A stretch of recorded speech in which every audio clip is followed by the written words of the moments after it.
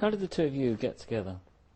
I met Marilyn, I think he must have been about 15 when I met him. I met him at the Sombrero Club about the 5th time I'd been there in Kensington High Street. When Philip and Marilyn met, I wasn't talking to Philip, we'd had this row. I met this really weird, ugly guy called, what was his name?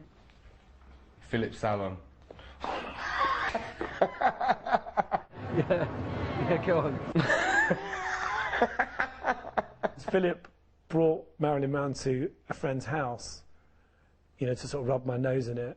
And he was like, "Hi everyone, this is Marilyn." And I was like, I hated him on sight. As soon as George and I met, it was just like we were sussing each other out and we were on the same kind of vibe and we were both very good looking. You know, I thought he was beautiful, but I just was a bit jealous, I think. He is very witty, Marilyn. I mean, he's got some, you know, he's funny.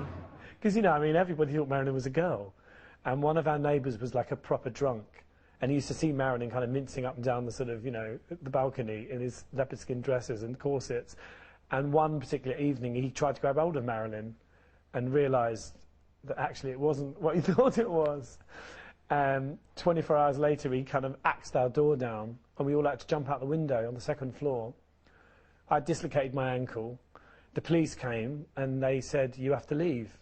You're living here illegally." So we literally had to pack up our glad rags and go and get a pair of, you know, bolt cutters and find another house to live in.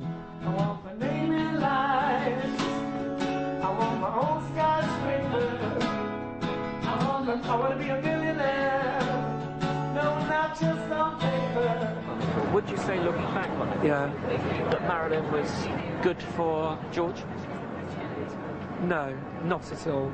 He was really... They were terrible for each other. They destroyed each other, and they both destroyed each other. It was a two-way thing. Philip, you know, did his best to kind of poison the two of us against each other. I trust him as much... He trusts me and I trust him, but it's never going to be 100% because we don't know all the facets of each other's personality. You know what I mean? Like, and that comes back to the analogy of the diamond. You know, I wouldn't blame one more than the other. I don't know. I mean, maybe Marilyn was more, but I think they just, you know, both destroyed themselves on drugs, and it's like, who cares? You led a fairly reckless life with George. Not reckless. Well, a lot of drugs. Not dangerous, no. We were never stupid. Never stupid. Was there a drug that you didn't take? Mind your own business. I mean, you did LSD. Who tells you that? According to George in the book. According to who? According to George According in the book. to who? You did drugs. Listen, there's 3 sides to every story. Yours, mine, and the truth. So a little bit of that, a little bit of this, and then you get the truth. He's got his bad side as well, which we won't go into. She can be a shit-staring bastard, but so can I suppose, but not in that way. George has done some pretty wonderful things for you as well, though, hasn't he? Like? He took you to the States, spent money on you, wrote songs for you.